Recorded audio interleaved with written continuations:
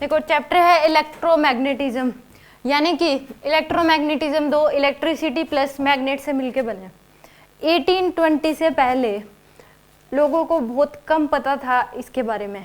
कितना पता था, बट ये पता था कि एक बार मैग्नेट होता है, यानी कि मतलब एक मैग्नेट होता है परमानेंट मैग्नेट। परमानेंट मैग्नेट में दो आते हैं, बार मैग्नेट बोल दो। बार मैग्नेट भी क्या है, एक परमानेंट मैग्नेट है, और मैग्नेटिक नीडल भी क्या है, परमानेंट मैग्नेट है। एक होती है टेम्परेरी मैग्नेट, वो होती है करंट कैरिंग कोयल को बोलते हैं टेम्परेरी मैग्नेट। ठीक है, जब तक करंट चलेगा तब तक वो मैग्नेट की तरह बिहेव करती है, करंट जैसे ही बंद वो टेम्परेरी होती है। इसलिए बार मैग्नेट क्या होती है, जिसके दो पोल होते हैं, नॉर्थ पोल और साउथ पोल। यानी कि एक होता है मैग्नेटिक डाइपोल। मैग्नेटिक डाइपोल का मतलब होता है कि जिसके दो पोल होते हैं। तो मैग्नेटिक डाइपोल अकेला कुछ नहीं है। मैग्नेटिक डाइपोल की अगर बात कोई कहे कि मैग्नेटिक डाइपोल की जाए तो आप बार मैग्नेट बोल दो, मैग्नेटिक नीडल बोल दो, या फिर करंट कैरिंग कोयल बोल दो। ये तीनों क्या है, मैग्नेटिक डाइपोल है यहाँ पे। और एक परमानेंट मैग्नेट और एक टेम्परेरी मैग्नेट, इनके बारे में भी हम पढ़ेंगे। ये पता था कि एक परमानेंट मैग्नेट होती है, यानी कि बार मैग्नेट बोल दो या फिर मैग्नेटिक नीडल, ये पता था। और एक क्या होती है टेम्परेरी मैग्नेट, करंट कैरिंग कोयल, ये तो बाद में पता लगा था। तो अगर कोई पूछे मैग्नेटिक डाइपोल क्या होता है, तो आप इसके दो पोल होते हैं, नॉर्थ पोल और साउथ पोल। तो मैग्नेटिक डाइपोल के ही तीन एग्जाम्पल है, बार मैग्नेट, मैग्नेटिक नीडल, और एक हो जाएगा आपके पास टेम्परेरी मैग्नेट यानी कि करंट कैरिंग कोयल। तीनों ही क्या है, मैग्नेटिक। यहाँ पे बार मैग्नेट और मैग्नेटिक नीडल दोनों क्या है, परमानेंट मैग्नेट हैं, और करंट कैरिंग कोयल क्या है, टेम्परेरी मैग्नेट है। ये क्या है, बार मैग्नेट, ये क्या है, बार मैग्नेट है।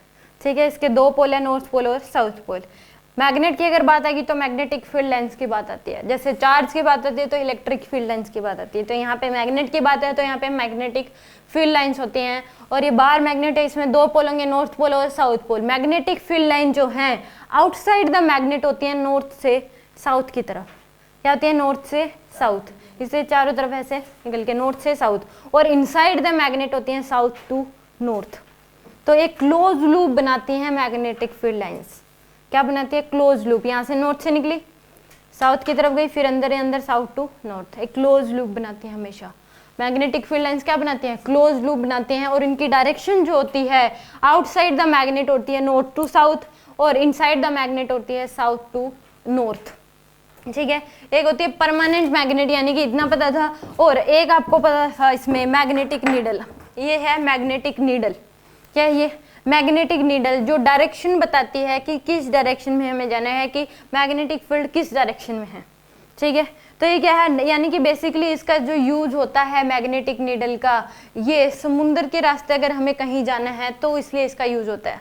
इसके ऊपर से नॉर्थ पोल, नॉर्थ ईस्ट, इधर ईस्ट वेस्ट नॉर्थ और साउथ। इधर सूरज जो उगता है सुबह सुबह वो वेस्ट ईस्ट की तरफ से, ये ईस्ट, ये वेस्ट, ये नॉर्थ और ये साउथ। यही होते हैं स्टैंडर्ड, हमेशा यही होता है, ईस्ट वेस्ट नॉर्थ और साउथ।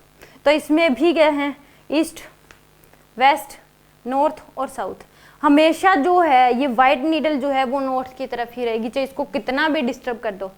सबसे यानी कि इसके पहले, इनके बारे में तो बहुत पहले पता था। 1498 में वास्को डिगामा जो है वो समुंदर के रास्ते क्या आया था, इंडिया आया था पहली बार। तो वो इसी का यूज करा था उसने, क्योंकि समुंदर, अगर हमें यहाँ पे, तो अगर हम धरती पे हैं तो हमें पता लग रहा है कि आसपास ये रास्ता था, यहाँ पे ये पेड़ था, ये था, तो हम देख के चलाते। बट अगर समुंदर में देखो तो चारों तरफ पानी पानी, हर जगह एक जैसा ही रास्ता, तो उसको कैसे हम आइडेंटिफाई करें कि हमें किस डायरेक्शन में जाना था। तो मैग्नेटिक नीडल का और बार मैग्नेट का तो बहुत पहले पता था, बस 1820 से पहले इतना ही पता था लोगों को, इससे ज़्यादा नहीं पता था कि एक मैग्नेट होती है, मैग्नेटिक फील्ड लाइन होती है नॉर्थ से साउथ की तरफ, और इनसाइड द मैग्नेट डायरेक्शन होती है साउथ टू नॉर्थ। और मैग्नेटिक नीडल जो कि डायरेक्शन बताती है कि मैग्नेटिक फील्ड की डायरेक्शन क्या है। यानी कि देखो 1498, आज से कितने सालों पहले वास्को डी गामा जो है इसका यूज करके, यानी कि पहली बार समुद्री रास्ते से कहाँ पे आया था, इंडिया में। तो यानी कि मेन इसमें एक क्या होती है, बार मैग्नेट होती है। बार मैग्नेट होती है जिसके दो पोल होते हैं, नॉर्थ पोल और साउथ पोल। परमानेंट भी मैग्नेट बोल सकते हो। उसमें मैग्नेटिक फील्ड लाइंस की जो डायरेक्शन है वो क्या होती है, आउटसाइड द मैग्नेट होती है, नॉर्थ टू साउथ, इस तरीके से निकलते हैं, नॉर्थ टू साउथ।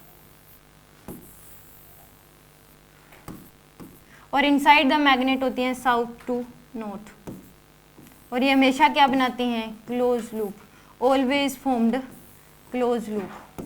ये हमेशा क्या बनाती हैं, क्लोज लूप बनाती हैं मैग्नेटिक फील्ड लाइंस। लिख लो चाहे इस बात को, magnetic field lines always formed close loop.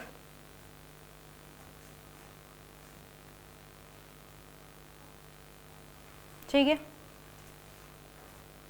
Magnetic needle क्या होता है, एक डिवाइस होता है जो कि मैग्नेटिक फील्ड की डायरेक्शन को रिप्रेजेंट करता है। A device which is represent direction of magnetic field. Magnetic needle क्या है, ये क्या है, एक मैग्नेटिक नीडल है जो कि मैग्नेटिक फील्ड लाइंस के डायरेक्शन को क्या करता है, रिप्रेजेंट करता है। अर्थ का भी खुद की मैग्नेटिक फील्ड है, अर्थ का भी खुद का क्या है, एक मैग्नेटिक फील्ड है, और वो किस डायरेक्शन में है, नॉर्थ डायरेक्शन में। आप इस मैग्नेट को कितना भी डिस्टर्ब कर लो, कितना भी, इसका जो व्हाइट वाला है, जो व्हाइट है वो किधर आएगा आपके पास, हमेशा जो है वो नॉर्थ की तरफ, हमेशा किधर होगा, नॉर्थ की तरफ ही होगा। इसको कितना भी डिस्टर्ब कर लो, ये देखो मैं इसको डिस्टर्ब कर रही हूँ हमेशा घूम के, ये कितना भी इसको डिस्टर्ब कर लो घूम के किधर ही आएगा, ये नॉर्थ की तरफ ही आएगा। क्योंकि अर्थ का ये क्या है, अर्थ का खुद का भी मैग्नेटिक फील्ड जो है वो किधर है, नॉर्थ की तरफ। तो इसको कितना भी आप डिस्टर्ब करो ये किधर ही आएगा, नॉर्थ की तरफ। देखो मैं इसको घुमा के, जो इसको व्हाइट वाले इधर है, छोड़ दो, तुरंत किधर जाएगी ये देखो किधर जा रही है, नॉर्थ की तरफ ही। तो इसको कितना भी डिस्टर्ब करोगे, जो व्हाइट वाली जो इसकी है वो किधर जाएगी, नॉर्थ की तरफ ही। तो अर्थ का खुद का भी क्या है, मैग्नेटिक फील्ड है। बस इतना पता था, क्यों है अर्थ का खुद का मैग्नेटिक फील्ड ये नहीं पता था। यानी कि 1820 से पहले लोगों को इतना ही पता था कि एक मैग्नेट, बार मैग्नेट होती है, एक मैग्नेटिक नीडल होती है, मैग्नेटिक फील्ड लाइन जो है वो नॉर्थ से साउथ जाती है और inside the magnet south to north होती है, और ये क्या बनाती है, हमेशा क्लोज लूप बनाती है। ठीक है, अगर इसकी हर डायरेक्शन जो है हर जगह क्या होती है, अलग अलग होती है। डायरेक्शन क्या होती है, हर जगह अलग अलग होती है। इसमें अगर हमें डायरेक्शन निकालनी है तो आप क्या करोगे, जो मैग्नेटिक फील्ड लाइन है उसमें टेंजेंट ड्रॉ कर दो, और जो टेंजेंट की डायरेक्शन होगी वही क्या होगी, मैग्नेटिक फील्ड की डायरेक्शन होगी। हर जगह मैग्नेटिक फील्ड की डायरेक्शन क्या होगी, अलग अलग होगी मैग्नेटिक। तो एक टेंजेंट ड्रॉ कर दो, और टेंजेंट की जो डायरेक्शन होगी वही क्या होगी, मैग्नेटिक फील्ड लाइंस की डायरेक्शन होगी, इधर हो जाएगी। तो हर जगह क्या होती है, अलग अलग। अगर डायरेक्शन हमें निकालनी है तो क्या कर दो, मैग्नेटिक फील्ड लाइंस पे एक टेंजेंट ड्रॉ कर लो, जो टेंजेंट की डायरेक्शन होगी वही मैग्नेटिक फील्ड की डायरेक्शन हो जाएगी। ठीक है, इसके बाद बस इतना ही, 1820 से पहले इतना ही पता था और कुछ भी नहीं पता था इलेक्ट्रोमैग्नेटिज्म, मैग्नेट के बारे में, इलेक्ट्रोमैग्नेटिज्म मैग्नेट के बारे में। ठीक है, उसके बाद 1820 के बाद एक साइंटिस्ट आया, ओर्स्टेट नाम का साइंटिस्ट। वो खुद भी इसका कोई एक्सपेरिमेंट नहीं कर रहा था, वो अपना कोई एक्सपेरिमेंट कर रहा था, ओर्स्टेट। तो उस केस में क्या था कि उसका एक सर्किट बना हुआ था, सर्किट में बैटरी थी, रेजिस्टेंस था, और पास में क्या पड़ी थी, एक नीडल, मैग्नेटिक नीडल जो मैंने आपको दिखाई ये वाली। तो जैसे ही उसने अपना एक्सपेरिमेंट करने के लिए स्विच ऑन किया, स्विच ऑन करते ही क्या हुआ, करंट चला, तो उसमें पास पड़ी मैग्नेट में डिफ्लेक्शन आया। जैसे ही उसने स्विच ऑन किया तो इसमें क्या आया, डिफ्लेक्शन। तो उसने देखा कि मैंने तो उसने तो कुछ किया नहीं, तो इसमें डिफ्लेक्शन कैसे आया, उसने इग्नोर किया कि ऐसे ही हो गया होगा, हवा चल रही होगी इस वजह से, बट ऐसा कुछ नहीं, तो उसने इग्नोर किया। फिर दोबारा से जैसे उसने स्विच बंद किया, मैग्नेटिक नीडल में दोबारा से डिफ्लेक्शन आया, फिर भी उसने ध्यान नहीं दिया। जब दोबारा वो एक्सपेरिमेंट कर रहा था अपना, जब तक पूरा नहीं हो जाता, जब दोबारा उसने स्विच ऑन किया तो फिर डिफ्लेक्शन आया।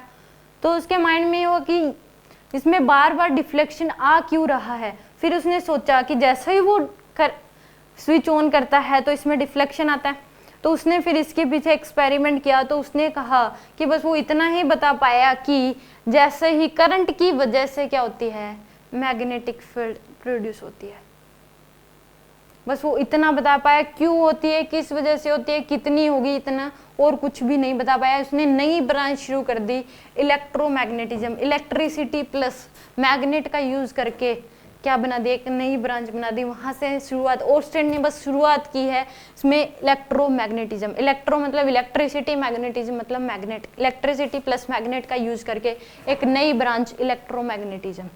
यानी कि उसका एक्सपेरिमेंट बस इतना ही था कि जैसा ही करंट चलेगा वायर में, नीडल में क्या आया, डिफ्लेक्शन, यानी कि मैग्नेटिक फील्ड लाइंस जनरेट होती हैं। ठीक है, तो ये था ओर्स्टेट एक्सपेरिमेंट। यानी कि 18 के बाद ओर्स्टेट आया, उसने क्या दिया, एक बस नई ब्रांच शुरू कर दी, उसके बाद वो कुछ भी नहीं बता पाए इससे आगे कि कैसे, क्या इसका प्रिंसिपल था, किस वजह से ये डिफ्लेक्शन आया, बस उसने बता के छोड़ दिया।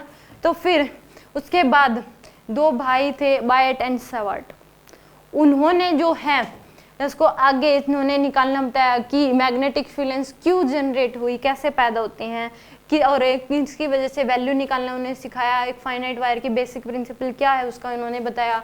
एक वायर की वजह से मैग्नेटिक फील्ड की वैल्यू क्या होगी, आर्क की वजह से मैग्नेटिक फील्ड की वैल्यू क्या होगी, ये उन्होंने बताया। फिर उसके बाद ये भी ज़्यादा कुछ डिटेल, फिर उसमें मेन जो नाम आता है वो है फैराडे। उसने टॉपिक दिया EMI, इलेक्ट्रोमैग्नेटिक इंडक्शन, जो इम्पोर्टेंट है। उसके बाद जो इसमें सबसे ज़्यादा जो दिया है वो किसने, फैराडे ने। और जो ओरस्टेड ने जो इतना एक्सपेरिमेंट बताया बस कि करंट की वजह से नीडल में डिफ्लेक्शन आया है, उसकी वजह से उसे इनाम भी मिला था, मतलब अवार्ड मिला था। तो यानी कि नोबेल प्राइज़ मिला था उसको इतने एक्सपेरिमेंट के लिए, और कुछ भी नहीं हुआ है ऐसे, ठीक है। और बायट एंड सवार्ट ने क्या बताया कि क्यों मैग्नेटिक फील्ड्स प्रोड्यूस होते हैं। उन्होंने बताया कि अगर इलेक्ट्रिक फील्ड अगर चेंज होती है due to variation of electric field there is generation of magnetic field. अगर कहीं पे भी इलेक्ट्रिक फील्ड की चेंज हो रही है तो वहाँ पे मैग्नेटिक फील्ड भी होगी, ये उन्होंने बताया। उन्होंने निकालना सिखाया, एक वायर की वजह से, आर्क की वजह से उन्होंने निकालना, वैल्यू कैसे निकालेगी, कितनी होगी, ये उन्होंने बताया। उसके बाद फैराडे आता है, लेंज लो आता है। लेंज नाम का एक साइंटिस्ट था, उसने भी बताया। जो फैराडे ने बताया उसी में थोड़ा हल्का से हेनरी लो आया। क्या कह रहे हो, आर्क की वजह से मैग्नेटिक फील्ड क्यों, ये उन्होंने बताया था, वैल्यू निकालना सिखाया था। या फिर मैग्नेटिक फील्ड प्रोड्यूस ही क्यों होती है, वही बता रही हूँ कि अर्थ में क्यों है, बता रही हूँ। पहले नहीं पता था, बस इतना ही पता था कि अर्थ के भी खुद का मैग्नेटिक फील्ड होता है और वो किस डायरेक्शन में, कुछ इस तरीके से कि वो नॉर्थ की तरफ। उन्होंने बाद में क्या बताया कि अर्थ का जो कोर पार्ट है, यानी कि जो मिडल पार्ट है, वो क्या है, मोल्टन स्टेट में है। उसमें बहुत सारे आयन हैं, एटम हैं, और जैसे अर्थ घूमती है उसी तरीके से वो आयन्स और एटम भी घूमते हैं, और उनके घूमने की वजह से वहाँ पे इलेक्ट्रिक फील्ड चेंज होती है, और इलेक्ट्रिक फील्ड के चेंज होने से मैग्नेटिक फील्ड प्रोड्यूस होती है। बताऊंगी कैसे कि इलेक्ट्रिक फील्ड के चेंज होने से मैग्नेटिक फील्ड कैसे प्रोड्यूस, इलेक्ट्रिक फील्ड कैसे चेंज हो, तो उस तरीके से वो बायट एंड सवार्ट ने, यानी कि उन्होंने दिया कि अर्थ का भी खुद का मैग्नेटिक फील्ड होता है, क्योंकि अर्थ में भी जो एटमॉस्फेयर बने होते हैं, एक आयनोस्फीयर भी होता है। तो अर्थ का जो मोल्टन जितना नीचे जाते जाओगे तो एक अर्थ का कोर पार्ट यानी कि मिडल पार्ट है, जो कि क्या है, मोल्टन स्टेट में है, पिघला हुआ है, उसमें बहुत सारे एटम्स, आयंस ये हैं। तो और जैसे अर्थ भी घूमती है तो साथ साथ वो भी घूमते हैं, तो वो घूमते हैं तो यानी कि डायरेक्शन उनके घूम रहे हैं, तो उसकी वजह से क्या होती है, मैग्नेटिक फील्ड प्रोड्यूस होती है। वो मैग्नेटिक फील्ड कुछ इस तरीके से होती है, वो क्या आती है, नेट नॉर्थ की तरफ आती है। इसलिए आप नीडल को कितना भी घुमा दो, उसका जो वाइट है वो किसकी तरफ रहेगा, नॉर्थ की तरफ ही रहेगा हमेशा, समझ गया। यानी कि 1820 के बाद ये सारी चीज़ें, एक्सपेरिमेंट, जो इतना चैप्टर बन गया इलेक्ट्रोमैग्नेटिज्म। अगर इसमें मेन रोल की अगर बात करी जाए तो वो क्या है, फैराडे, यानी कि 3rd 4th नाम आता है, इतना महान साइंटिस्ट था फैराडे, ठीक है। आइंस्टाइन हो गया, फिर न्यूटन हो गया, फिर शायद फैराडे है, ठीक है। इसमें देखो ओरस्टेड एक्सपेरिमेंट क्या था। ओरस्टेड एक्सपेरिमेंट में क्या था, बस सिंपल, यहाँ पे एक रेजिस्टेंस लगा हुआ था, ये स्विच, बैटरी, रेजिस्टेंस है, बैटरी, एनोड की ये स्विच है। जैसे ही आप स्विच को, यहाँ पे एक नीडल पड़ी हुई थी, क्या थी, नीडल, जैसे ही स्विच को बंद करोगे इसमें करंट चलेगा। करंट चलने की वजह से इसमें मैग्नेटिक फील्ड प्रोड्यूस होती है, उसकी वजह से क्या होता है, इसमें डिफ्लेक्शन आता है, ठीक है। इसमें जैसे स्विच बंद कर दोगे नीडल जो है अपनी जो ओरिजिनल स्टेट थी वहीं पे आ जाएगी। जैसे स्विच ऑन करोगे डिफ्लेक्शन आएगा, फिर बंद कर दोगे अपनी जहाँ पे थी पहले वहीं आ जाएगी। जैसे ही करंट को ऑन करा तो यानी कि due to current carrying in a wire there is a generation of magnetic field, ठीक है। लिखो ओरस्टेड एक्सपेरिमेंट को,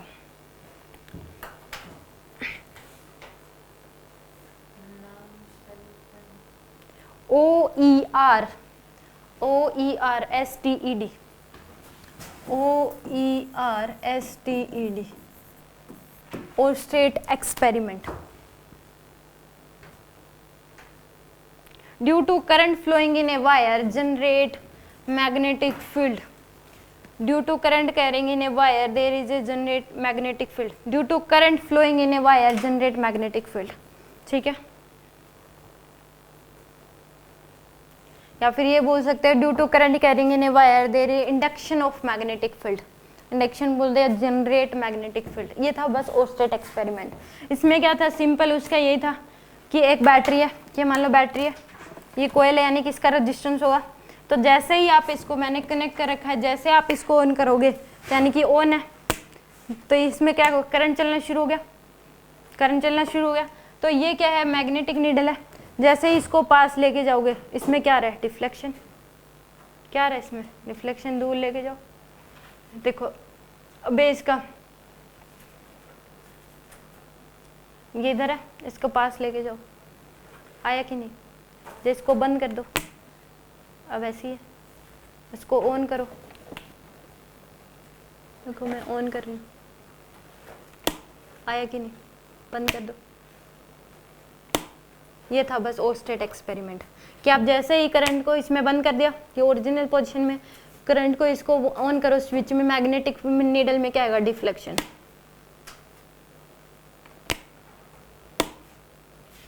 ठीक है, ये था बस ओस्टेट एक्सपेरिमेंट कि जैसे उसने स्विच बंद करा, करंट चलना शुरू हुआ, करंट चलने की वजह से क्या हुई, मैग्नेटिक फील्ड जनरेट हुई, और मैग्नेटिक फील्ड जनरेट हुई तो इसमें क्या आया, डिफ्लेक्शन। ठीक है, और अच्छे से डिफ्लेक्शन आता है। इसमें एक पोजीशन पे रखा जाता है कि इसके जो करंट मान लो इधर चल रहा है, तो करंट इधर, तो इस केस में इधर रखोगे तो डिफ्लेक्शन भी उधर, डायरेक्शन निकालना सीखेंगे अभी हम।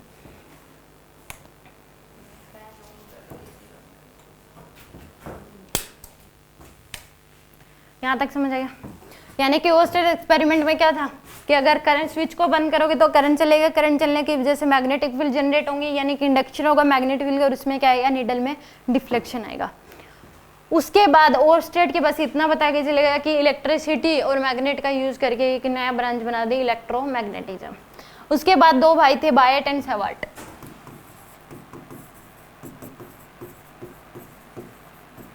बायट एंड सेवार्ट, ये दोनों क्या थे, भाई थे। और भी बहुत सारे साइंटिस्ट आए, बट इतना कुछ बता नहीं पाए। ये दोनों, इन्होंने क्या बताया, बायट एंड सेवार्ट ने, इसका बेसिक क्यों field magnetic field lines produce हुई, बहुत डिस्टर्बेंस हो रही है इसकी, मैग्नेटिक फील्ड लाइंस प्रोड्यूस हुई यानी, और उसको निकालने का तरीका कि कैसे हम निकाल सकते हैं, ये इन्होंने बताया। यहाँ तक कुछ पूछने, हमने को इन्होंने क्या बताया, बायट एंड सेवार्ट ने, कि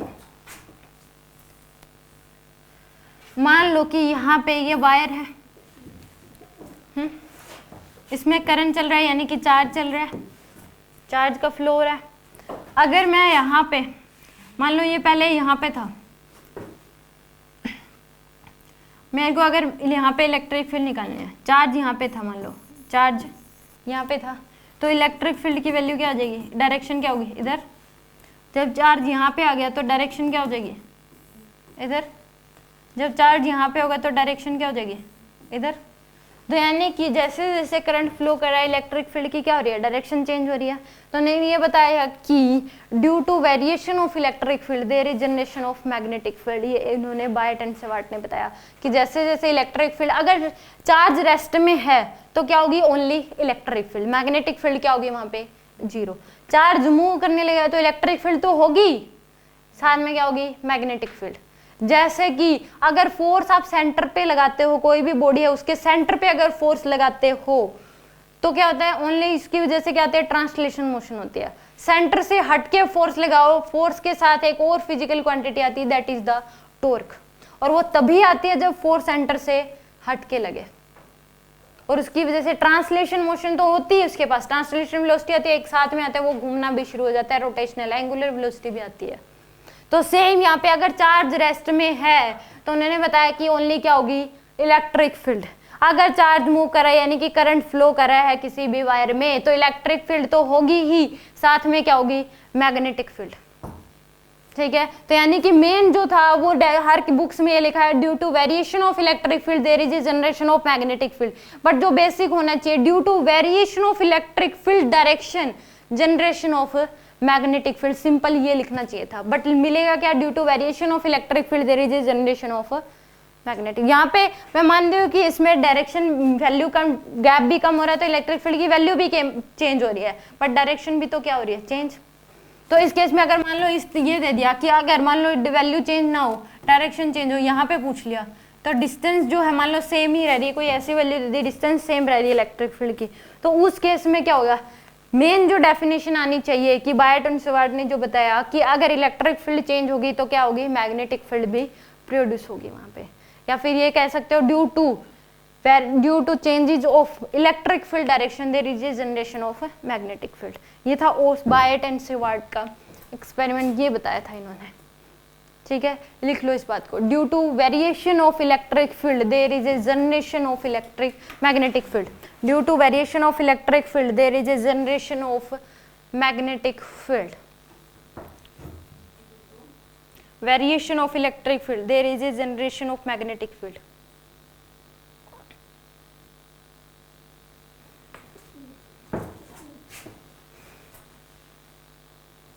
ठीक है, ये बायट एंड सवार्ट ने बताया था कि मैग्नेटिक फील्ड क्यों जनरेट होती है। तो सेम वहां पे करंट चल रहा था, करंट चलने की वजह से इलेक्ट्रिक फील्ड चेंज हुई थी, इलेक्ट्रिक फील्ड चेंज हुई तो मैग्नेटिक फील्ड भी प्रोड्यूस होगी, इसलिए मैग्नेटिक नीडल में क्या आया, डिफ्लेक्शन। कोई पूछ ले कि डिफ्लेक्शन क्यों आया, क्योंकि वहां पे क्या हुआ, मैग्नेटिक फील्ड प्रोड्यूस है, मैग्नेटिक फील्ड की वजह से क्या है, नीडल में डिफ्लेक्शन। ठीक है, ऑस्ट्रेलिया एक्सपेरिमेंट इतना ही था। बायट एंड स्वार्ट ने ये भी बताया कि मैग्नेटिक फील्ड क्यों प्रोड्यूस होती है, कितनी होती है। ठीक है, मान लो कि अब नेक्स्ट अगर एक वायर है, मान लो क्या है वायर, इसमें करंट जा रहा है, आई का करंट है, इसकी वजह से जो मैग्नेटिक फील्ड लाइंस होंगी वो क्या होंगी, हमेशा क्लोज लूप इस तरीके से होंगी। Magnetic field lines due to a current carrying wire is always in circular shape and close loop. किस में होती हैं, सर्कुलर शेप बनाती हैं और क्या होती है, क्लोज लूप होता है। ठीक है, इसकी जो डायरेक्शन होगी मैग्नेटिक फील्ड की वो इस तरीके से, करंट इधर चलेगा, ऐसे जाएंगे, मतलब ये वायर है तो इसमें क्या होंगे इसे। ठीक है, अगर ये वायर है इसमें करंट नीचे की तरफ जा रहा है तो क्लोज लूप तो डायरेक्शन ऐसे ही, क्लोज लूप बनाएंगे ही बनाएंगे, डायरेक्शन अपोजिट हो जाएगी ऐसे, इस तरीके से क्लोज। अगर ऐसे करंट ऊपर जा रहा है तो निकालेंगे, राइट हैंड थंब रूल का यूज करते हैं इसमें। ठीक है, इस केस में हमेशा क्या बनाती हैं, close loop. Current carrying wire की वजह से मैग्नेटिक फील्ड क्या होती है, हमेशा क्लोज लूप और इन सर्कुलर शेप। ठीक है, इसमें होती है क्लोज लूप बनाती है और क्या होती है, सर्कुलर शेप की होती है।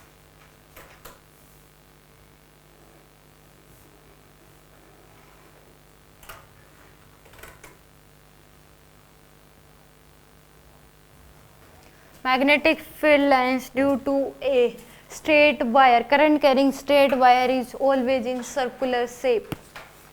Magnetic field lines due to a current carrying straight wire is always in circular shape.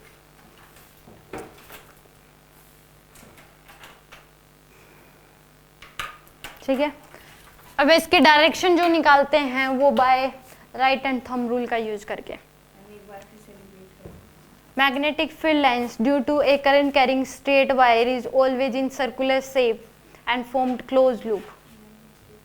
Field lines due to a straight current carrying wire,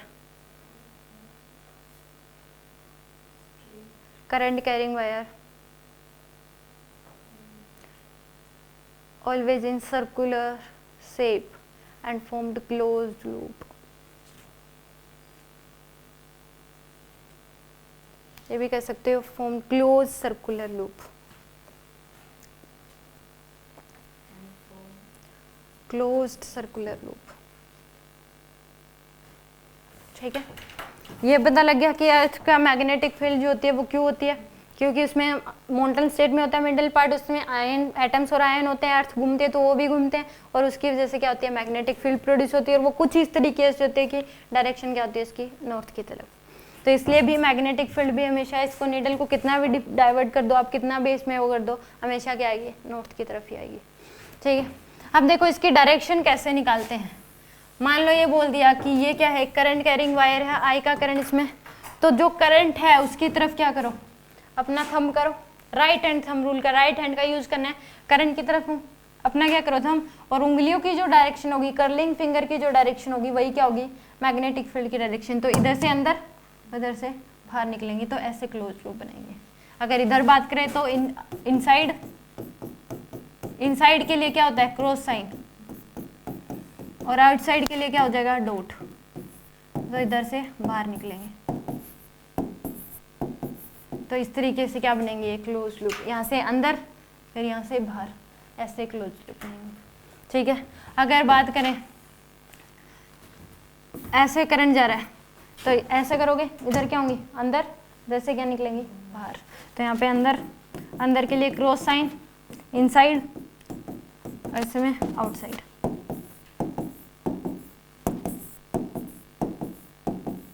ठीक है, और कैसे क्लोज लूप बनाएंगे, इस तरीके से, यहाँ से अंदर जाएंगे, आधा पार्ट यहाँ पे, आधा सर्कल इधर होगा, आधा कोड के अंदर, ऐसे निकलेंगे और ऐसे, फिर ऐसे, समझ जाओ, मतलब आधा इधर होगा, आधा अंदर।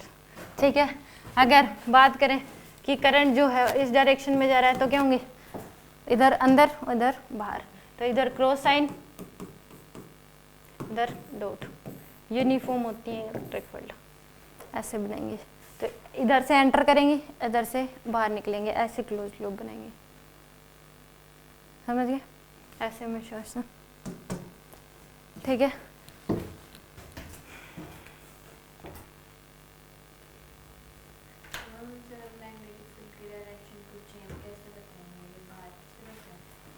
आप क्या बताओ किस में बतानी है, करंट तो दो।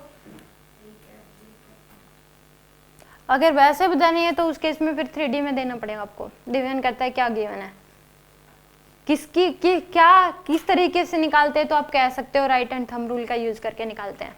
जिस डायरेक्शन में करंट होता है उसी डायरेक्शन में हम थंब करते हैं, जो कर्लिंग फिंगर की डायरेक्शन होती है वही मैग्नेटिक फील्ड लाइंस की डायरेक्शन होती है। लिख लो चाहिए इसको, to find direction of magnetic field lines in case of current carrying wire. To find the direction of magnetic field line in case of current carrying wire, point the thumb towards the current flowing in a wire and the curling finger show the direction of magnetic field। क्या हो गया, अच्छा लिखो, to find the direction of magnetic field lines in case of current carrying wire। to find the direction of magnetic field lines in case of current carrying wire question है ये। तो इसका answer हो जाएगा point the thumb, point the thumb toward the current, towards the current,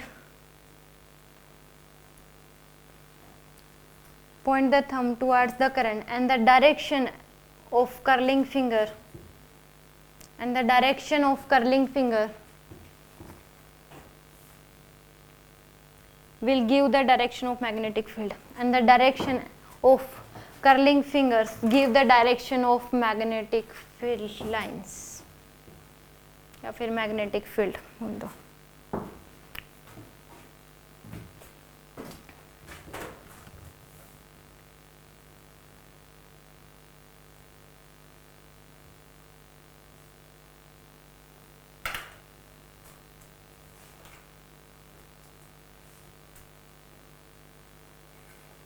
ठीक है, इसमें मैंने समझा था कि डायरेक्शन जो है मैग्नेट में, कहाँ पे मैग्नेटिक फील्ड की डायरेक्शन हम कौन सी बताएं, लाइनों की तो हमें पता लग गई, नॉर्थ टू साउथ और साउथ टू नॉर्थ। तो मैग्नेटिक फील्ड की डायरेक्शन चेंज होती रहेगी, तो मैं वही निकालने के लिए क्या करो कि डायरेक्शन जो मैग्नेटिक फील्ड लाइन है उस पर क्या कर लो, टेंजेंट ड्रॉ कर लो, और जो टेंजेंट की डायरेक्शन होगी वही क्या होगी, मैग्नेटिक फील्ड की डायरेक्शन होगी। ठीक है, यहाँ तक कुछ पूछना है?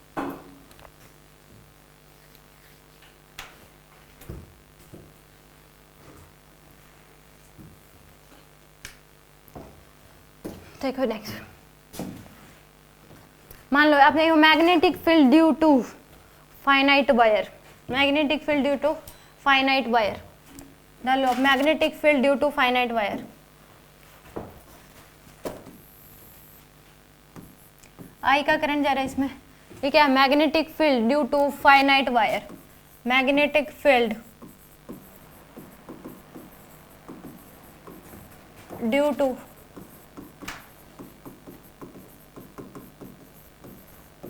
हम टॉपिक है magnetic field due to wire, wire की वजह से मैग्नेटिक फील्ड कितना होगा, ये क्या है, एक फाइनाइट वायर है, क्या है, फाइनाइट वायर की वजह से मैग्नेटिक फील्ड।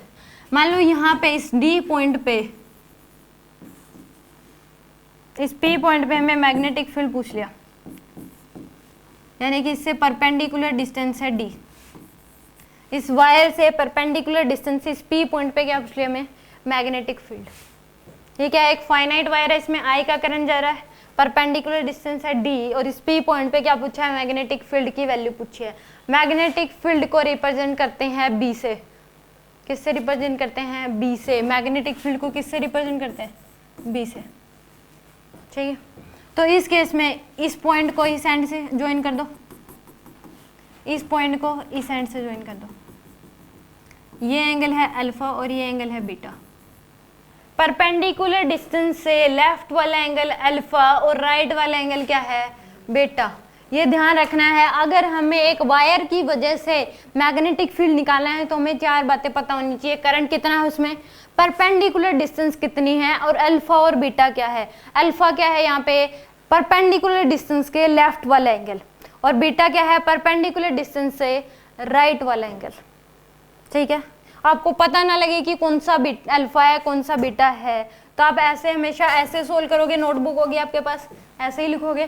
तो उस केस में ये क्या है, राइट हैंड है मेरा, ये क्या है, लेफ्ट हैंड है, और मेरा अगर मैं ऊपर की तरफ जाऊं तो सिर इस वायर पे लगेगा, तो आप ऐसे हमेशा भी करें, जिसमें ऐसे खड़े हो जाओ, ये राइट और ये लेफ्ट। ऊपर अगर मान लो यहाँ पे पर्सन ऐसे खड़ा है तो ये ऊपर जाएगा तो इस वायर से टकराएगा, तो इस तरीके से खड़ा, ये इसका राइट हैंड है, ये क्या है, इसका लेफ्ट हैंड है। तो लेफ्ट वाला यानी कि अल्फा, इसमें भी एल आते हैं, तो अल्फा, लेफ्ट वाला क्या है अल्फा और राइट वाला क्या है बीटा। इस तरीके से याद कर सकते हो, ठीक है। तो इस केस में करंट चाहे इधर चले चाहे इधर चले, ये अल्फा ही रहेगा और ये बीटा ही रहेगा। ये नहीं है कि करंट इस डायरेक्शन में चला तो ये बीटा हो जाएगा और ये अल्फा। परपेंडिकुलर डिस्टेंस से लेफ्ट वाला एंगल क्या होगा, अल्फा, और राइट वाला एंगल क्या होगा, बीटा, ठीक है।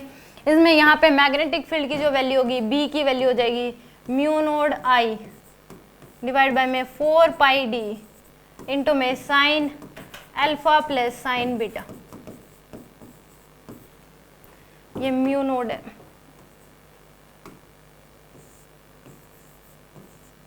जैसे एप्सिलॉन नोड था इलेक्ट्रोस्टैटिक्स में, यहाँ पे क्या है, म्यू नोड। म्यू नोड है magnetic permeability of free space, वो electric permittivity of a free space थी। ये क्या है, magnetic permeability of free space, यानी कि फ्री स्पेस की भी प्रॉपर्टीज होती है।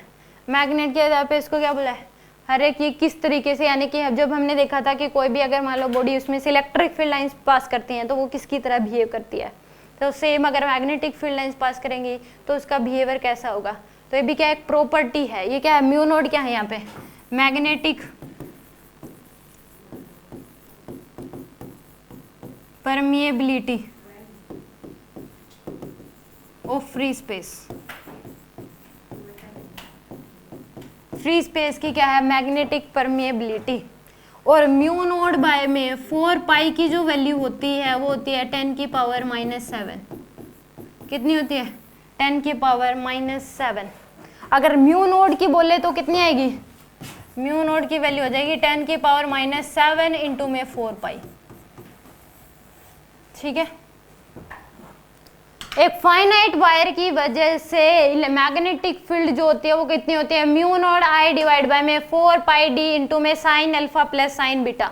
डी यहाँ पे है perpendicular distance from the wire, alpha है यहाँ पे परपेंडिकुलर डिस्टेंस के लेफ्ट वाला एंगल, बीटा है परपेंडिकुलर डिस्टेंस से राइट वाला एंगल, आई है current in the wire, mu naught है यहाँ पे magnetic permeability of free space और इसकी वैल्यू होती है 10 की पावर -7 इंटू में 4 पाई।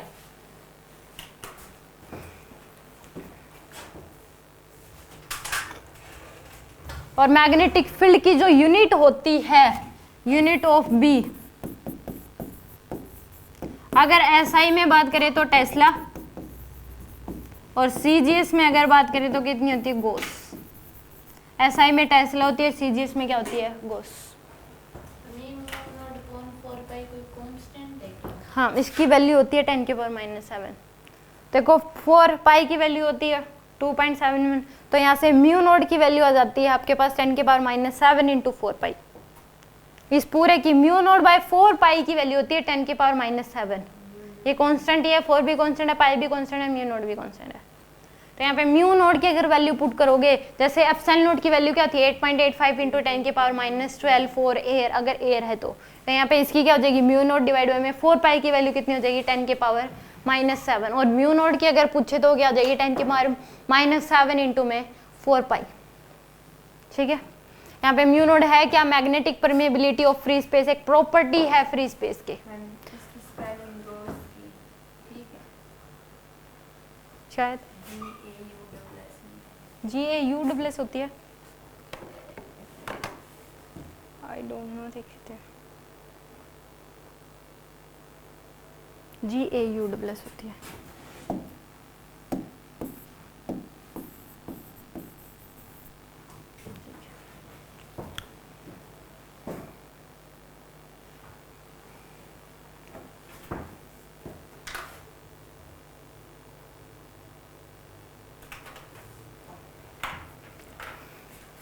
यहाँ तक कुछ पूछना है? इसमें भी अलग अलग केस आ जाएंगे कि इस केस में अल्फा बीटा भी, बट इसके लिए फाइनाइट वायर में अगर एक परपेंडिकुलर इधर भी वायर है इधर भी वायर है तो अल्फा लेफ्ट वाला होगा और बीटा क्या होगा, राइट वाला। अगर मान लो मैं ये कह दूं कि ऐसे है वायर, करंट ऐसे जा रहा है, यहाँ पे मैग्नेटिक फील्ड बताना है, तो अल्फा और बीटा कौन सा लोगे आप? नीचे वाला, ये ऊपर वाला अल्फा, नीचे वाला बीटा। यहाँ पे ऐसे पर्सन खड़ा होगा, ये लेफ्ट हैंड और ये राइट हैंड ऐसे खड़ा होगा, समझ गए ऐसे, तो ये लेफ्ट और ये राइट, तो ऊपर वाले अल्फा नीचे वाला बीटा। ठीक है, अगर मान लो ये कह दिया कि करंट जो है,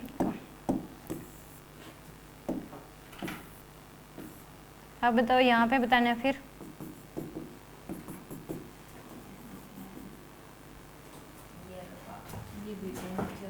ये अल्फा होगा और ये बीटा, ऐसे नहीं खड़ा हुआ, यहाँ पे ऐसे खड़ा हुआ, ऐसे हाथ करके, ये इसका लेफ्ट और ये राइट। ठीक है, कॉपी ऐसे रखोगे तो आप ऐसे ही देखोगे ना उसको, ऐसे कॉपी रख के लिखोगे तो करंट ऐसे, वायर तो ऐसे है, कॉपी आपने ऐसे कर ली, तो उस केस में क्या हो जाएगा, मान लो ऐसे बना रखी आपने, समझिए। तो अल्फा और बीटा ये आपको आइडेंटिफाई करना चाहिए। मान लो यही दे दिया तो कैसे करें वो क्वेश्चन भी हम करेंगे। मान लो ये दे दिया और यहाँ पे कहीं पूछ लिया, यहाँ पूछ लिया, यहाँ, और वायर यहाँ से स्टार्ट है, ये वायर है करंट कैरिंग वायर, यहाँ पे पूछ लिया इस पी पॉइंट पे, तो कैसे निकालेंगे? अब देखो इसमें ज्वाइन करो इधर और ये ज्वाइन करो इधर, तो इस केस में यहाँ पे अल्फा जो है वो नेगेटिव में लिया जाता है। मैं बताऊंगी जब क्वेश्चंस करेंगे तब पता लग जाएगा आपको। जब अल्फा होना क्या क्या चाहिए था, इधर यहाँ पे मान लो ए डिस्टेंस, इससे वायर स्टार्ट यहाँ से और इससे ए डिस्टेंस यहाँ पे बोल दिया, तो अब अल्फा इधर होना चाहिए था ना लेफ्ट में, पर अपनी पोजीशन से दूसरी पोजीशन में है ना, तो नेगेटिव लेते हैं। ठीक है, अपनी साइड से दूसरी साइड में अगर अल्फा हो तो क्या लेंगे, नेगेटिव। सेम अगर बीटा अपनी साइड से दूसरी साइड में हो तो क्या लेते हैं, नेगेटिव। ठीक है, तो अलग अलग केस आएंगे, ये करेंगे आगे। फाइनाइट वायर की वजह से अगर पूछे तो वो कितना होता है, mu node I divide by में 4 पाई डी इंटू में sign alpha plus sine beta. ठीक है, नेक्स्ट करें।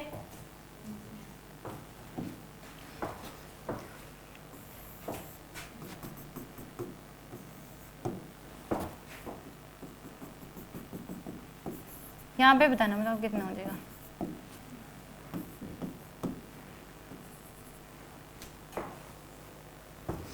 सेमी इनफाइनाइट वायर है,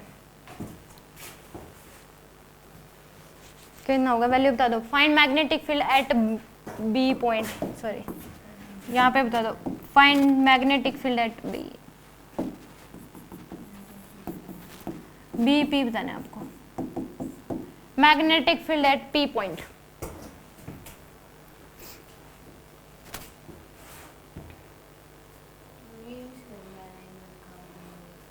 तो आप सोचो, हाँ तो क्या हो गया, वायर है ना, एक वायर की वजह से मैग्नेटिक फील्ड इतना होता है, आप ये सोच लो, वो फाइनाइट थी। मतलब हम जो पढ़ रहे हैं वो वायर की वजह से मैग्नेटिक फील्ड पढ़ रहे हैं। वायर चेंज हो सकती है, फाइनाइट हो सकती है, इनफाइनाइट हो सकती है, सेमी इनफाइनाइट हो सकती है, बट ये जो आपने लिखा ये फाइनाइट की वजह से ही था। कट क्यों करा? मेन जो टॉपिक है वो है magnetic field due to wire. अब वायर भी तो अलग अलग तरीके से हो सकती है, फाइनाइट, सेमी इनफाइनाइट, इनफाइनाइट। हाँ, तो वायर के केसेस आएंगे ना अभी। पहला केस था फाइनाइट की वजह से। फॉर्मूला यही रहेगा, mu naught I divide by में 4 pi D into sine alpha plus sine beta. अब इसमें देखो नया केस आ गया, यहाँ से यहाँ ए से सेमी इनफाइनाइट आई है, तो सेमी इनफाइनाइट की वजह से ये क्या है, एक सेमी इनफाइनाइट वायर।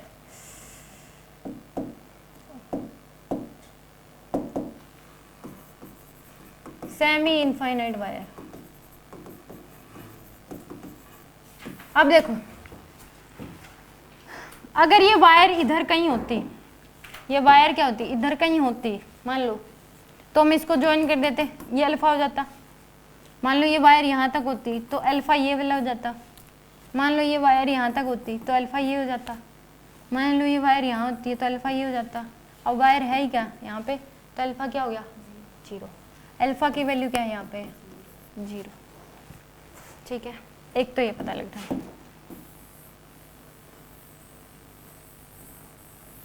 अल्फा पता लग गया। अब देखो अगर यहाँ तक ये वायर होती तो बीटा इतना होता, अब और आगे तक भी है तो बीटा और बढ़ जाता, और आगे तक भी है तो बीटा और बढ़ जाएगा। तो एक टाइम इनफाइनाइट तक है, तो इनफाइनाइट तक क्या हो जाएगा बीटा की वैल्यू 90 डिग्री। तो बीटा क्या है यहाँ पे 90 डिग्री, क्योंकि इसको इनफाइनाइट तक ज्वाइन करते जाओगे तो बीटा तो बढ़ता ही जाएगा। एक टाइम ऐसा आएगा कि बीटा क्या हो जाएगा 90 डिग्री, मतलब अप्रोक्सीमेट 89.99, फिर थोड़ा और बढ़ा दो 80, तो 90 हो जाएगा अप्रोक्सीमेट। तो यहाँ पे बीटा की वैल्यू क्या लोगे 90। Magnetic field due to wire कितना था, mu naught I divide by में 4 pi D into sine alpha plus sine beta. तो अल्फा क्या है यहाँ पे 0, बीटा क्या है 90 डिग्री। तो मैग्नेटिक फील्ड की वैल्यू क्या आ जाएगी, mu naught I divide by में 4 pi D sine 0 degree plus sine 90 degree. Sine 0 0 होता है, साइन 90 1 होता है, तो ये क्या हो जाएगा पूरा 1। तो क्या हो जाएगा मैग्नेटिक फील्ड की value mu naught I divide by में 4 pi D due to semi infinite wire. ये याद करना, बार बार यूज होगा। Magnetic field due to semi infinite wire क्या होता है, mu naught I divide by में 4 पाई डी। इसके डेरिवेशन जो है जब सब्जेक्टिव क्लास होगी तो उसमें है, ठीक है। यानी कि इसमें करवाया जाता है कि एक छोटा सा पीस ले लिया, मान लो dl लेंथ का, उसमें करंट जा रहा है आई का, तो यहाँ पे मैग्नेटिक फील्ड की वैल्यू बताओ। ये बायोट सेवर्ट का लॉ है, यही इस तरीके से इन्हें डिराइव किया था ये वाला, ठीक है। सेम आर की वजह से, तो एक छोटा सा पीस ले लो, आई का करंट जा रहा है उससे पी पॉइंट में। ये वायर मान लो यहाँ तक होती तो बीटा इतना ही होता बस। और बढ़ा दो आगे तक है, इनफाइनाइट तक है वायर, तो और बढ़ा दो तो बीटा और बढ़ जाता। इससे तो 90 डिग्री करते हैं, ऐसे बोल रहे हैं। परपेंडिकुलर डिस्टेंस से एंगल देखते हैं हमेशा, ऐसे है, ये वायर आगे तक है। अब ये परपेंडिकुलर डिस्टेंस से लेफ्ट वाला राइट वाला एंगल ही है बीटा, यही देखते हैं। परपेंडिकुलर डिस्टेंस से लेफ्ट वाला एंगल अल्फा, राइट वाला बीटा। तो परपेंडिकुलर डिस्टेंस तो दे रखी है ना आपको, ये डी। तो इससे ज्वाइन करते जाओगे, यहाँ तक होगी, फिर और होगी, फिर और होगी, तो एंगल तो बढ़ता ही जा रहा है।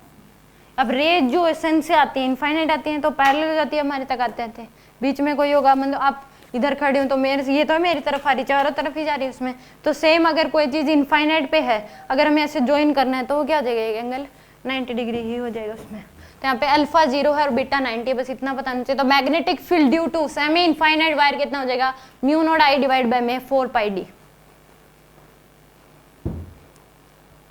ठीक है। ये याद भी करना है।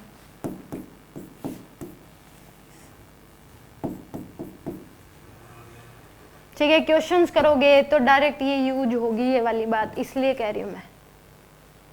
निकाल भी सकते हो अगर याद नहीं रही तो, बट याद कर लो। एक सेमी इनफाइनाइट वायर की वजह से मैग्नेटिक फील्ड होता है mu naught I divide by में 4 पाई डी।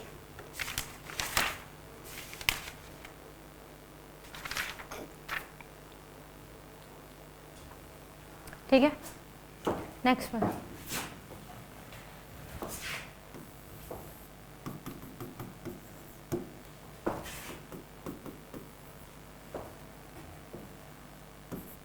इनफाइनाइट वायर,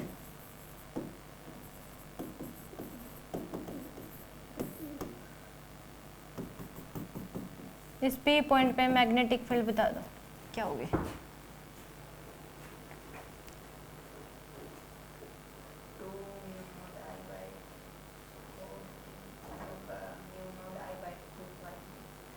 इसमें देखो यहाँ पे है, इससे इधर वाला ये क्या होगा बीटा, और ये वाला एंगल क्या होगा अल्फा होगा।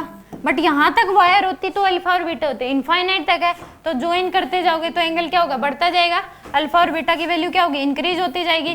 तो अल्फा भी क्या है यहाँ पे 90 डिग्री और बीटा भी क्या है 90 डिग्री है, तो दोनों की वैल्यू क्या पुट कर दोगे। फॉर्मूला होता है एक वायर की वजह से मैग्नेटिक फील्ड का, फॉर्मूला क्या होता है वायर की वजह से, B इक्वल टू क्या होता है mu naught I divide by में 4 pi D sine alpha plus sine beta. Alpha भी 90 है, बीटा भी क्या है 90 है, तो यह हो जाएगा mu naught I divide by में 4 pi D sine alpha, sine 90 degree 1 plus sine 90 degree 1, तो ये कितना आ जाएगा 2 mu naught I divide by में 4 पाई डी, कैंसिल कर दो ये क्या आ जाएगा mu naught I divide by में 2 पाई डी। तो ये magnetic field due to infinite wire क्या हो जाएगा mu naught I divide by में 2 पाई डी। बी क्या होगा magnetic field due to infinite wire is mu naught I divide by में 2 पाई डी। इसमें अल्फा भी 90 और बीटा भी 90। आगे समझिए यहाँ तक।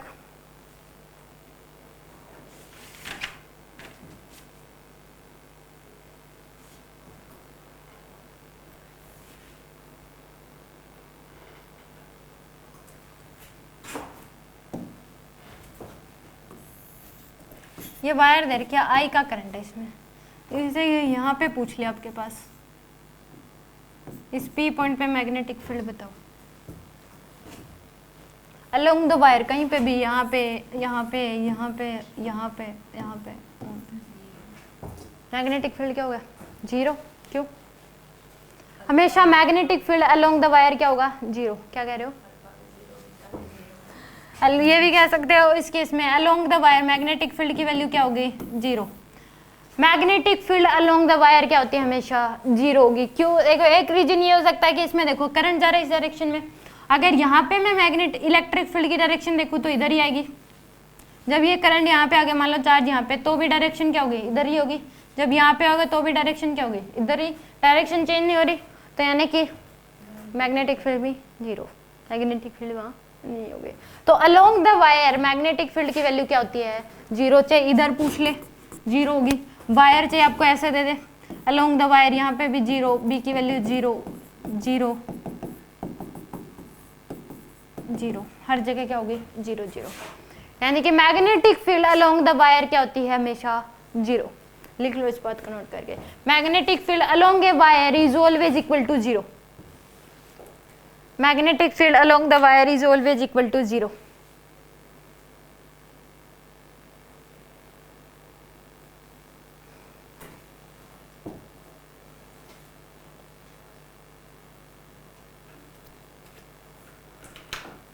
ठीक है, magnetic field along the wire is क्या हो जाएगी ऑलवेज इक्वल टू 0। यहाँ तक कोई डाउट। एक क्वेश्चन कर लेते हैं अल्फा नेगेटिव वाला।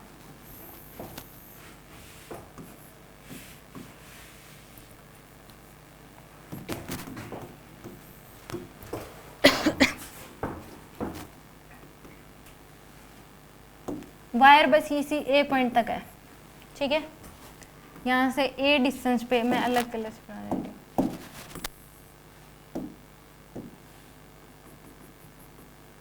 इससे वायर से ए डिस्टेंस इधर परपेंडिकुलर डिस्टेंस ए दे रखी है, इस पॉइंट पे मैग्नेटिक फील्ड की बता दो वैल्यू क्या होगी। Find B at P. हाँ, वायर बस यहीं से शुरुआत है, ए पॉइंट से वायर की शुरुआत है, इस वायर से इधर ए डिस्टेंस, फिर ए डिस्टेंस नीचे, यहाँ पे मैग्नेटिक फील्ड की वैल्यू।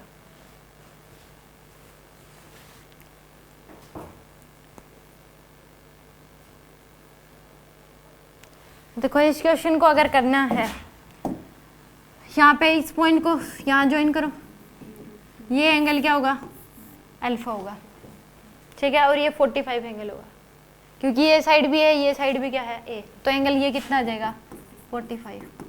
पता लगे कैसे 45, बेस भी ए है, ये भी क्या है, ए है, टेंजेंट थीटा निकालो, एंगल ये निकालना आपको, टेंजेंट अल्फा इक्वल टू क्या होता है, परपेंडिकुलर अपॉन बेस, तो परपेंडिकुलर ए है, बेस भी क्या है, ए है, ये एंगल निकाल रहे हो तो ए बाय ए क्या आ जाएगा 1 के इक्वल, तो टेंजेंट अल्फा इक्वल टू क्या आ गया 1, तो अल्फा की वैल्यू क्या आ जाएगी 45 डिग्री, ठीक है। अब इसको इससे ज्वाइन करो, इसको इससे ज्वाइन करो, ये क्या है इनफाइनाइट तक दे रखी है आपको, इनफाइनाइट, तो ज्वाइन करते जाओगे तो बीटा की वैल्यू क्या हो जाएगी 90 डिग्री, ये पूरा जो बीटा है ये क्या हो जाएगा आपके पास 90 डिग्री हो जाएगा, अल्फा क्या है यहाँ पे 45, बीटा क्या हो जाएगा 90 डिग्री, तो बीटा की वैल्यू क्या लोगे 90, अल्फा की वैल्यू 45। अगर इसकी डायरेक्शन भी निकालनी हो तो क्या हो जाएगी, अंदर की तरफ आएगी, जितने भी क्वेश्चन करे डायरेक्शन आप निकाल सकते हो सबकी, ऐसे करंट की तरफ थंब करोगे, जो कर्लिंग फिंगर की डायरेक्शन होगी वही मैग्नेटिक फील्ड की डायरेक्शन होगी, तो यहाँ पे इसमें जो डायरेक्शन होगी वो अंदर की तरफ होगी, क्रॉस साइन यहाँ पे, तो इस केस में ये क्या है, एंगल अल्फा की वैल्यू क्या होगी 45, बीटा की वैल्यू क्या होगी यहाँ पे 90 डिग्री, तो सेम फॉर्मूला लगाना है, बी इक्वल टू क्या हो जाएगा mu naught I divide by में 4 पाई डी इंटू में sign alpha plus sine beta,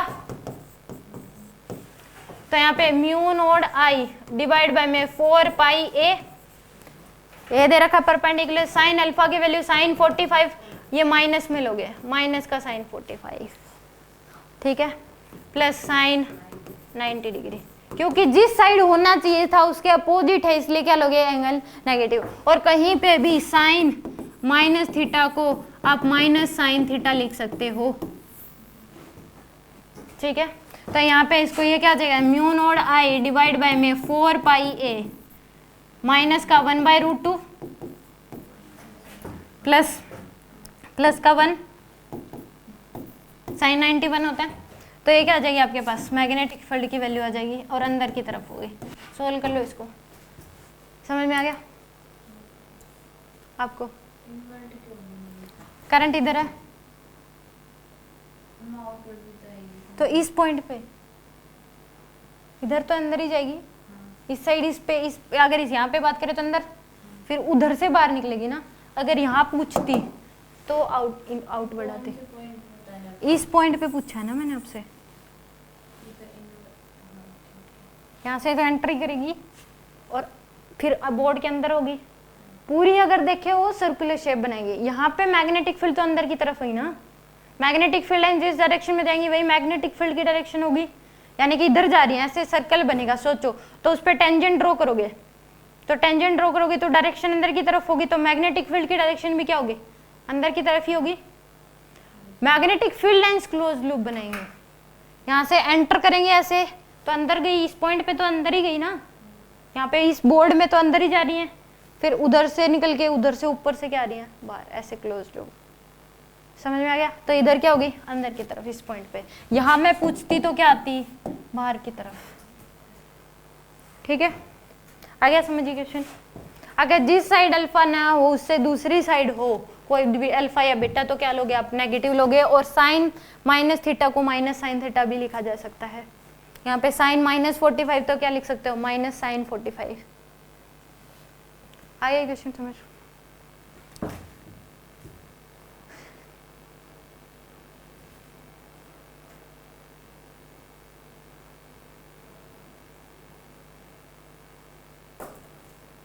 हो गया, एक और करना,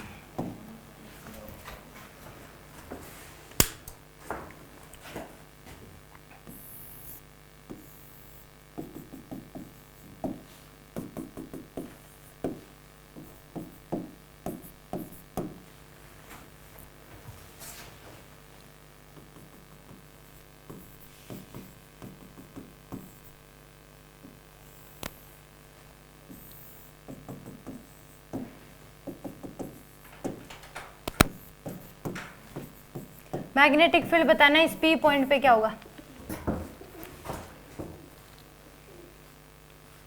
find magnetic field, net magnetic field at P point.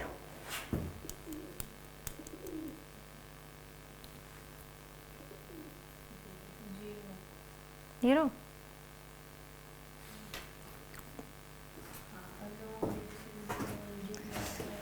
देखो 4 वायर है यहाँ, डायरेक्शन भी तो देखो। अच्छा ये वाला अगर है एक वेक्टर क्वांटिटी है मैग्नेटिक फील्ड। देखो वायर है 1 2 3 4, 4 वायर है यहाँ पे, ठीक है। और इसकी वजह से तो क्या होगा, 1 की वजह से 0, क्योंकि अलोंग द वायर ही है पी पॉइंट, तो B1 क्या होगा, B1 की वजह से 0, 1 वायर की वजह से, इसकी वजह से B4 भी 0, इसकी वजह से सेमी इनफाइनाइट है, सेमी इनफाइनाइट की वजह से कितना होता है, mu naught I divide by में 4 पाई डी। तो B अगर 2 की बात करें, B3 की अगर बात करें, तो mu naught I divide by में कितना होगा, 4 पाई ए दे रखा है यहाँ, ए दे रखा है साइड, ये साइड है ऊपर वाली। तो ये वायर तो यहाँ तक खत्म होगी, तो इससे परपेंडिकुलर डिस्टेंस ए नहीं है, इस वायर से परपेंडिकुलर डिस्टेंस ए नहीं है, तो इस वायर से तो इस वायर ये भी यहाँ तक है, ये बस ये बता दो, यहाँ पे है पी पॉइंट। आप बताओ, ये तो दूसरी वायर है, इसके तो अलोंग है ये, हमें बस आगे समझ।